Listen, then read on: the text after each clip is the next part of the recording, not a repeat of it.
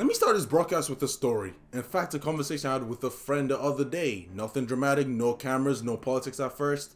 Just two people having a regular conversation like human beings who respect each other. And somehow, we ended up arguing about knife crime in one of the greatest mega cities to exist in the whole world and in all of history. You guessed it right, London. He said it calmly, confidently, like it was a settled fact. Crime rates are down, quote unquote. And I stopped him immediately because statements like that sound comforting, but they don't line up with reality. They don't line up with what people are really experiencing. They don't line up with what families are living through on a daily basis. Knife crime has increased over the last few years. Most people are dying. More families are burying their sons, brothers, friends, nephews. And more communities are learning how to live with fear as a background noise. And when someone tells you crime is down while people are dying from knife crime violence, that isn't optimism. That's denial. So let me ask you the same question I asked him. If crime is supposedly down, why does knife crime violence keep taking lives in London? Why do memorials keep appearing on the streets? People used to walk freely. At some point, pretending everything is fine becomes part of the problem. And here's the first major issue without crime with knives is discussing the city. Statistics don't bleed. Charts don't cry. Spreadsheets don't attend funerals. People do. Knife crime isn't an abstract policy discussion. It's not a line item in a report. It's not something you can smooth over with averages. It's something that violence proceeds with. Violence doesn't live in statistics. It lives in moments. Moments where someone leaves their house and they never come back. Moments where parents get phone calls that permanently change their lives. Moments where a community loses another piece of itself. When leaders hide behind percentages, trend lines, they aren't being careful or responsible. They're being disconnected because no statistic can explain away a coffin. No chart can undo trauma. No report can replace the life. Imagine this for a second. You go out with the nightclub with your friends, you're chilling, you're having a good time, you're drinking, you're chilling at a table, you're going back and forth, and all of a sudden, this guy comes out of nowhere with a knife, wearing a balaclava, comes and stabs your friend. What do you do in that situation? What do you do in that situation? Do you fight back? Do you call the police? Do you run away? Just ask me and think for a second. What do you do? Especially when you have no weapons, you have no gun, you have nothing to protect yourself with. What do you do in that situation? Because I'll tell you exactly what you do. There's nothing you can do. And that's the reality some people in London are living with right now. When someone confronts you with a knife, they control the situation. Not because they're brave, not because they're strong, but because the system allowed that moment to exist.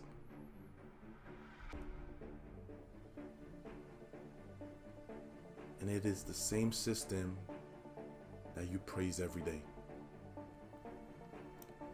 That's directly aimed at my friend that thinks the statistics haven't gone. The statistics have gone down when it hasn't really gone down. After something like that happens, people rush to easy answers. Oh yes, let's go with more stop and search. That hasn't worked. More awareness campaigns. That hasn't worked. More conversations. That hasn't worked. Because the real problem doesn't start at the moment the knife appears. It starts long before that.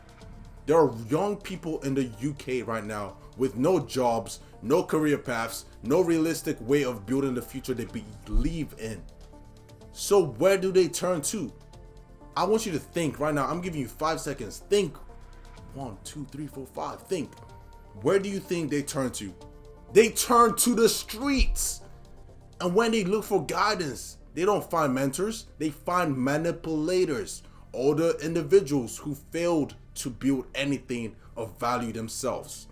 And instead of doing anything of benefit to society, they recruit younger people to do damage for them. just like a RICO case. They glorify violence, they normalize it, they pass it down like tradition, where you have one person at the top using young individuals to commit heinous crimes. That's not culture, that's exploitation. When young people commit serious knife crimes, they don't disappear forever. They often get maybe 10, 15, sometimes 20 plus years, depending on the case. And yes, these are possibly young, dumb people. And these are long sentences. But honestly, if you're giving someone 10 years, that's not going to solve the problem. They need to be serving at least 20 plus years. Or something more stricter. But here's what doesn't get talked about enough. They come out after they serve their sentence. They come out with the same mindset, the same networks, the same environment. And now they're older, more hardened, more corrupted, more influential. And they become examples to the next generation. They become recruiters. They repeat the same patterns. They commit more heinous crimes. This isn't rehabilitation. This is recycling violence through justice system and pretending it's progress. But pause here for a second, because everything I'm talking about in this episode comes down to one word: systems. I'm going to say that again: systems. Chaos exists where systems fail. Order exists where systems work. If you are a business owner right now watching this, your operation still relies on missed calls, voicemails, inconsistent humans handling your phone call system, you're losing money every single day. That's why I built the AI receptionist called Big Nathan. It answers calls 24/7, it books appointments, it captures leads, it never sleeps, it never forgets, it never drops the ball. I want you to know this right now. If you want a custom demo built specifically for your business, hit the form or DM me directly. Systems don't just create profit, they create order and progress. Now let's continue. Here's the part of the conversation people avoid. Deterrence matters. Every law you follow exists because consequences exist. Speed limits, tax laws, fraud laws. You don't follow them because you're perfect. You follow them because the cost of breaking them is real. When consequences are delayed, inconsistent, or survivable, violence spreads. This isn't about cruelty, it's about prevention. A system that fails to deter the worst acts invites them to repeat. And the more they repeat, the more degenerate society becomes. When a violent knife murder is proven beyond doubt through clear evidence, verified identity, full due process, society has the right to impose the most severe penalties available under the law. Not emotional, not impulsively, not recklessly, but lawfully. This is not revenge, it is vengeance in its proper meaning. Justice carried out by the state to protect the innocent and prevent future harm. A government's first responsibility is public safety. Without that, nothing else matters. I'm going to say that again. Without that, nothing else matters. Deterrence is the most important thing right now. If we build high systems that protect the civilians today, we will have a better society. But nevertheless, business owners watching this right now, pay very close attention.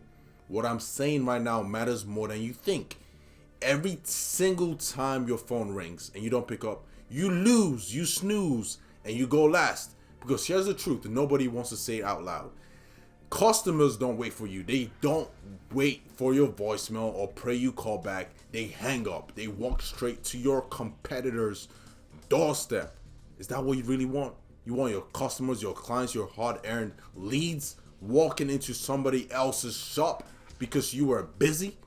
Busy doing what? Busy serving one client while losing 10 more? Let me put it plainly. If you're missing calls, you're bleeding revenue. Not 5%, not 10%, I'm talking about 60% of your potential sales gone. Gone. Eternally. Gone because you didn't pick up the phone. And here's the worst part. Your customers don't care you missed a call. They don't care you were in a meeting. They don't care you were with another client. They don't care it was after hours. They don't care who answers first. Now ask yourself this question. What happens when someone calls your business at 3 a.m. or in the middle of the night? When you're asleep, when your staff is gone, when the lights are out. Right now, nothing happens. That customer disappears. But imagine this instead. That call gets answered immediately, professionally, every single time. While you're working on files, while you're handling documents, while you're closing deals, while you're actually running your business, multiple calls at the same time, day or night, no excuses. That's the difference between the businesses that survive and the businesses that dominate. I'm not here to scare you. I'm here to tell you the truth. Missed calls equals missed money. And missed money doesn't come back. I'm giving you the solution. Not next year, not someday, right now. So here's what we're doing right now.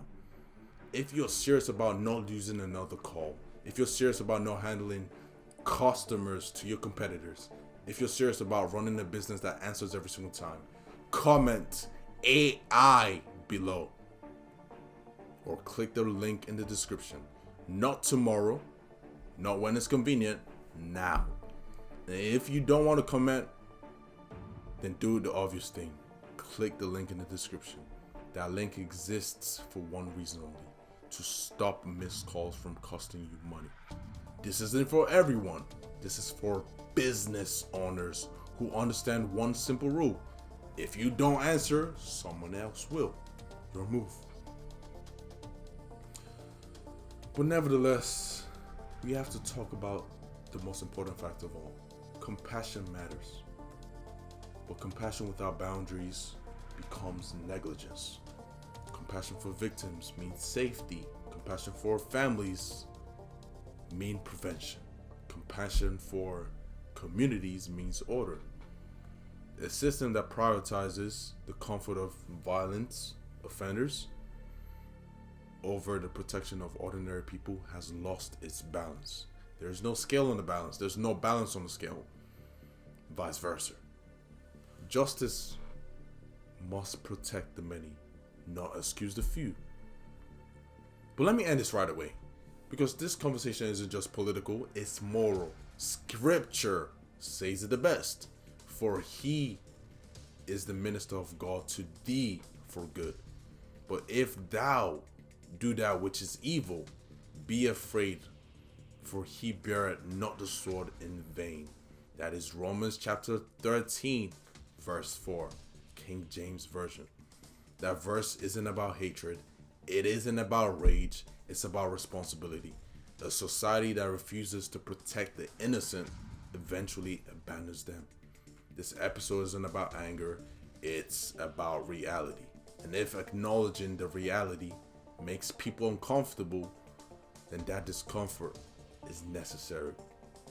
Because comfort has never stopped violence. Leave a like, comment, and subscribe quickly.